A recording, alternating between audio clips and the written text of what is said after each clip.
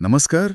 आज हम एक बहुत ही दिलचस्प किताब के सार पर बात करने वाले हैं, हु मूव्ड माई चीज, स्पेंसर जॉनसन की। हाँ, ये छोटी सी कहानी है, पर इसमें सबक बहुत गहरे हैं, खासकर बदलाव को लेकर। बिल्कुल। तो हमारा मकसद यही है कि इस सार से समझें कि भाई बदलाव क्यों ज़रूरी है, कैसे आता है, और ये कहानी के जो किरदार हैं वो हमें क्या सिखाते हैं इससे निपटने के लिए। हाँ। कहानी का सेटअप भी बड़ा मज़ेदार है। एक भूल भुलैया है और उसमें 4 किरदार हैं। 2 चूहे हैं, स्निफ और स्करी, और 2 छोटे इंसान, हेम और हॉ। हाँ, और ये सब अपनी चीज मतलब चीज ढूंढ रहे हैं। हाँ, चीज। पर यहाँ चीज का मतलब सिर्फ खाने वाला पनीर नहीं है ना? नहीं, बिल्कुल नहीं। ये दरअसल वो सब कुछ है जो हम जिंदगी में चाहते हैं। जैसे अच्छी नौकरी हो सकती है, पैसा, सेहत, शायद अच्छे रिश्ते, या मन की शांति भी। हाँ बिल्कुल। हर किसी के लिए ये चीज अलग होती है। ये उनकी खुशी, उनकी सफलता का एक तरह से प्रतीक है। सही कहा। और ये जो 4 किरदार हैं, ये बड़े इंटरेस्टिंग हैं क्योंकि ये दिखाते हैं कि हम लोग बदलाव पर कैसे रिएक्ट करते हैं, अलग अलग तरीके से। हाँ, ये हमारे अंदर के ही अलग अलग रवैये हैं एक तरह से। जैसे स्निफ है, वो बदलाव को पहले ही सूंघ लेता है, मतलब भांप लेता है। हाँ, वो खतरे को या बदलाव को पहले ही महसूस कर लेता है। और स्करी, वो फौरन काम पे लग जाता है, एक्शन। बिल्कुल, बिना सोचे समझे बस दौड़ पड़ता है। फिर हैं हेम और हॉ। हेम तो बिल्कुल बदलाव से डरता है, इनकार ही कर देता है। हाँ, वो विरोध करता है, उसे लगता है सब पहले जैसा हो जाए। और हॉ, वो थोड़ा अलग है। शुरू में हिचकिचाता है, डरता है, पर फिर धीरे धीरे कोशिश करता है। हाँ, वो सीखता है, वो समझने की कोशिश करता है, फिर आगे बढ़ता है। तो कहानी का पहला सबक क्या निकलता है इससे? मेरे ख्याल से सबसे बुनियादी सबक यही है कि चीज हमेशा एक जगह नहीं टिकती का है, वो होकर रहेगा।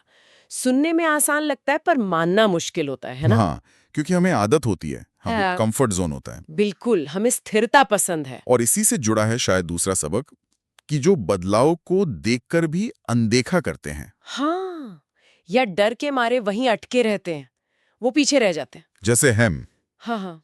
वो बेचारा बस उम्मीद करता रहता है कि चीज वापस आ जाएगी। हाँ, जबकि हॉ जो है, वो अपने डर का सामना करता है। ये बहुत जरूरी पॉइंट है। वो भूल भुलैया में नई चीज खोजने निकल पड़ता है। मतलब डर पर काबू पाना बहुत जरूरी है। बिल्कुल। और फिर वो चूहे हैं, स्निफ और स्करी, वो तो ज्यादा सोचते ही नहीं। जैसे ही चीज खत्म, वो फौरन नई की तलाश में। उनका फंडा क्लियर है। बदलाव देखा, एक्शन लिया। हाँ, तेजी से सिचुएशन के हिसाब से ढलना, अडेप्ट करना, ये उनकी ताकत है। ये भी एक जरूरी सबक है, तेजी। हाँ, उनकी तेजी काम आती है। पर हॉ का जो सफर है वो भी बहुत कुछ सिखाता है।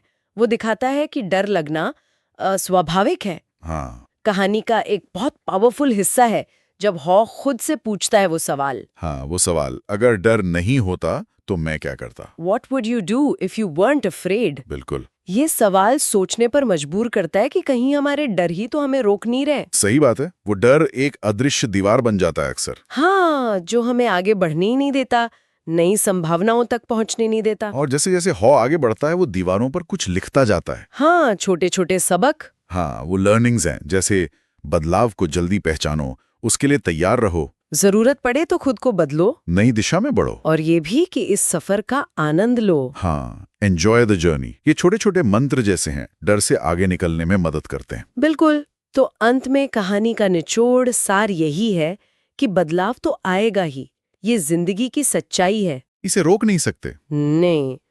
तो जो लोग दिमागी तौर पर लचीले होते हैं, फ्लेक्सिबल होते हैं, अपने डर को मानते हैं पर उससे आगे बढ़ते हैं, नई चीजें ट्राई करने को तैयार रहते हैं, वही नई चीज पाते हैं। हाँ, वही अंत में नई सफलता, नई खुशी पाते हैं। बात सिर्फ चीज खोजने की नहीं है, बल्कि बदलाव के साथ खुद को बदलने की क्षमता डेवलप करने की है। तो ये कहानी हमें सोचने के लिए छोड़ जाती है। कुछ सवाल, हाँ, जैसे हमारे अपने जीवन में वो चीज क्या है? क्या वो बदल गई है या बदल रही है? और सबसे जरूरी सवाल शायद, कौन सा डर है? कौन सा डर हमें रोक रहा है नई चीज ढूंढने से या बदलाव को अपनाने से? हाँ, शायद उस डर को पहचानना ही वही पहला कदम हो सकता है बदलाव की तरफ।